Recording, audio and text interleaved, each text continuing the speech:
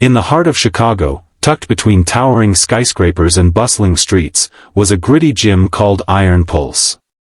It wasn't a fancy spot, no gleaming machines or juice bars, but its chipped paint, rusty weights, and flickering lights gave it a raw, authentic soul. It drew a diverse crowd, from seasoned lifters to determined teens, all chasing strength in body and spirit. Among them was 16-year-old Ethan Carter, a deaf teenager with a fire in his eyes that outshone his silence. Ethan had been training at Iron Pulse for nearly a year, drawn to the rhythm of clanging iron and the pulse of his own heartbeat. Born deaf, he used a cochlear implant to catch fragments of sound, but he relied mostly on lip reading and the vibrations around him. The gym was his refuge, a place to escape the taunts he faced at school and build himself up, rep by rep. Ethan wasn't bulky, but his lean frame carried a quiet strength, forged through relentless discipline. Not everyone saw Ethan's dedication as inspiring. The gym had its share of bullies, led by 34-year-old Brandon Hayes, a hulking bodybuilder of Asian descent who'd moved to Chicago from Seoul years ago. Standing over 6 feet with muscles that strained his tank top, Brandon was a former amateur powerlifter whose dreams of going pro had fizzled out. Now, he channeled his frustration into dominating Iron Pulse, intimidating anyone he deemed weak. His sidekicks, Jake and Tyler, both in their mid-20s, followed his lead, eager to bask in his shadow.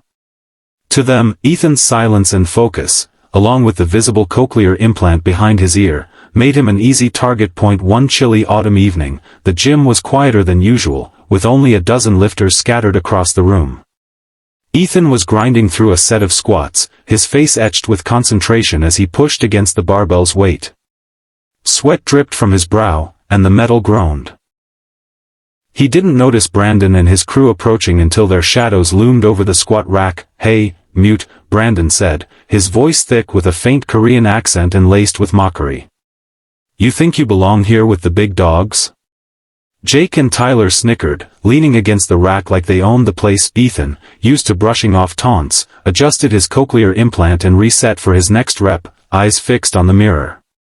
But Brandon, his ego bruised by Ethan's indifference, wasn't having it.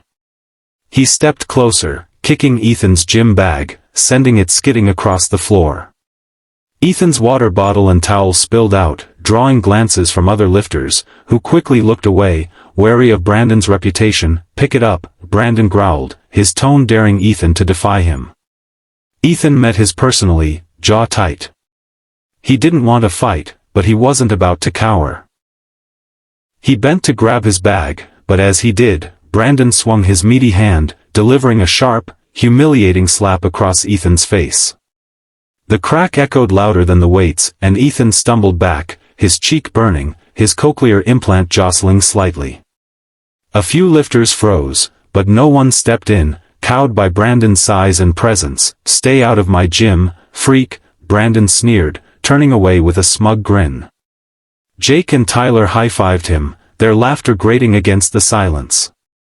Ethan stood frozen, hands trembling with rage and shame. He wanted to fight back, but 3 against 1, especially with Brandon's hulking frame, was a losing battle.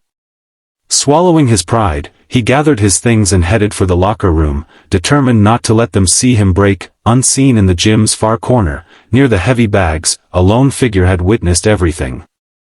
Jason Statham, the Jason Statham, was in Chicago filming his latest action flick, The Reckoning. He'd slipped into Iron Pulse for a late-night workout, craving the gym's raw vibe over the sterile hotel fitness centers. Dressed in a plain black hoodie and sweatpants, he blended in, just another lifter among the iron. But his steely eyes missed nothing. Over the past week, Jason had noticed Ethan's relentless work ethic, the way he pushed through every set with a quiet intensity that reminded Jason of his own scrappy youth in London. The slap, though, struck a nerve. Jason had grown up despising bullies, a fire forged in his own childhood battles against those who preyed on the vulnerable. Jason set down the 90-pound kettlebell he'd been swinging and walked toward the locker room, where Ethan was splashing water on his face to cool the sting. Jason tapped him gently on the shoulder, careful not to startle him. Ethan turned, eyes widening as he recognized the action star. Jason pointed to his own ear, then signed a simple question he'd learned for a film role, "You okay?" Ethan blinked, stunned that Jason Statham was standing there, let alone signing. He nodded slowly, then signed back, "I'm fine. Thank you."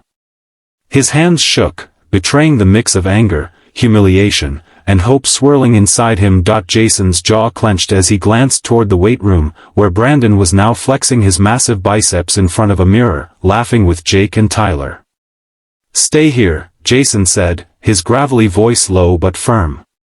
He didn't know how much Ethan could hear, but his intense gaze said it all. Ethan nodded, sensing a storm was coming. Jason strode back into the gym, his steps deliberate, like a predator closing in.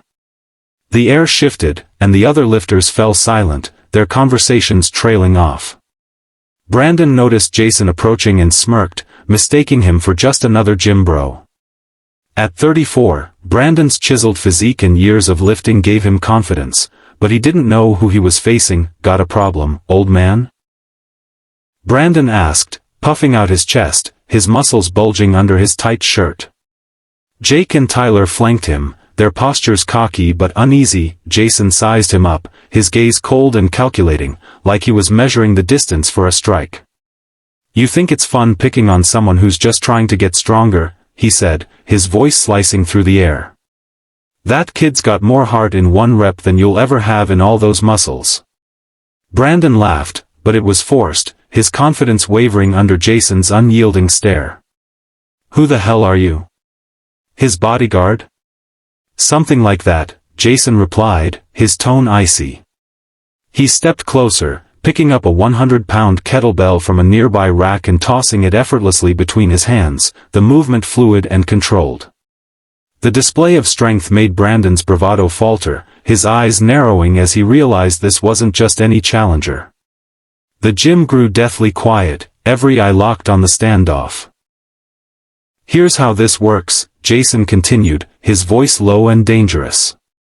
"You're gonna walk over there, apologize to him, and mean it. Or I'll show you what happens when you pick on the wrong person." Jake and Tyler stepped forward, trying to back their friend, but Jason's presence was overwhelming.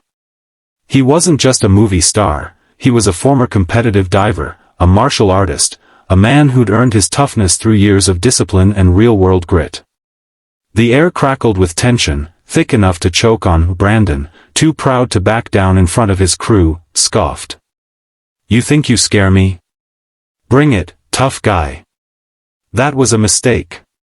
Brandon lunged, throwing a heavy right hook aimed at Jason's jaw, his massive arm cutting through the air. Jason moved like lightning, sidestepping the punch with the grace of a seasoned fighter. He grabbed Brandon's wrist mid-swing, twisting it sharply to force the bigger man off balance. Before Brandon could recover, Jason delivered a precise, bone-rattling elbow strike to his ribs, followed by a swift knee to his midsection. The air rushed out of Brandon's lungs, and he staggered back, gasping, his hulking frame folding under the surgical precision of Jason's attack. Jake, seeing his leader falter, charged forward with a wild haymaker. Jason ducked under it effortlessly, his body low and coiled.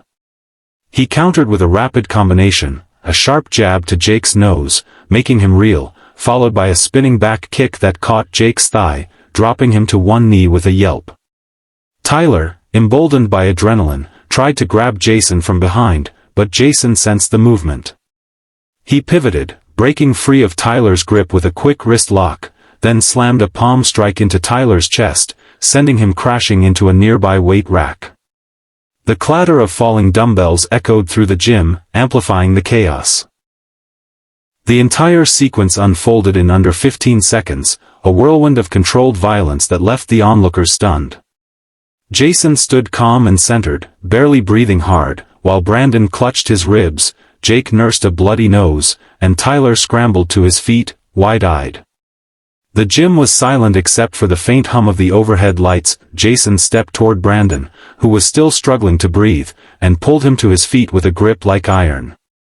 "Get up," he ordered, his voice calm but unyielding. "You're not done." Brandon, pale and shaken, his ego in tatters, stumbled to his feet. Jason pointed toward the locker room, where Ethan was watching from the doorway, his eyes wide with awe. Go apologize. Now. And make it real. With the gym's eyes burning into him, Brandon shuffled toward Ethan, his head bowed. I'm sorry, he muttered, his voice hoarse, his pride shattered. Ethan looked at him, then at Jason, who gave him a nod of encouragement. Ethan signed, "Don't do it again." His expression was firm, his shoulders squared, and for the first time that night, he felt a spark of power within himself. Jason turned to Jake and Tyler, who were still reeling from their takedown. You two, same deal. Apologize, or we go again, harder. They didn't hesitate, muttering their own apologies to Ethan, their voices trembling as they avoided Jason's gaze. The trio's confidence was gone, replaced by the sting of defeat. Jason escorted them to the gym's exit, his presence ensuring they left without further trouble. As the door swung shut, the other lifters erupted in applause, some cheering, others clapping Ethan on the back. But Jason ignored them, walking back to Ethan, who was still processing the moment. Jason crouched to meet his gaze, signing as best he could, "You're stronger than them. Don't forget it." Ethan's eyes welled up, not from sadness but from a mix of gratitude and pride. He signed back, "Why did you help me?" Jason paused, then spoke, signing the key words for emphasis. "Because I've been where you are. People tried to break me, too. But you? You're already stronger than they'll ever be. You just need to believe it." Over the next few weeks, Jason became a regular at Iron Pulse whenever his filming schedule allowed. He took Ethan under his wing, teaching him self-defense moves, jabs, blocks, and footwork, emphasizing technique over brute force. "It's not about size," Jason told him one evening, tossing him a pair of boxing gloves. "It's about heart. And you've got plenty of that." Ethan soaked up every lesson, his confidence growing with each session. He wasn't just learning to fight, he was learning to stand tall, to face the world without fear. The gym transformed into a true community, no longer a battleground but a place where Ethan felt he belonged. Word of the confrontation spread, becoming a legend at Iron Pulse. Brandon, Jake, and Tyler never returned, their absence a testament to the night one man stood up for what was right, but the real change was in Ethan. The boy who'd once felt invisible now walked into the gym with his head high, his cochlear implant no longer a target but a badge of his resilience. One evening, as he finished a set of pull-ups, Jason watched from the sidelines, a rare smile breaking across his face. Ethan caught his eye and signed, "Thank you." "For everything," Jason nodded, signing back, "You did this. Not me." And in that moment, Ethan knew it was true. The fire within him had always been there, he just needed someone to show him how to let it burn.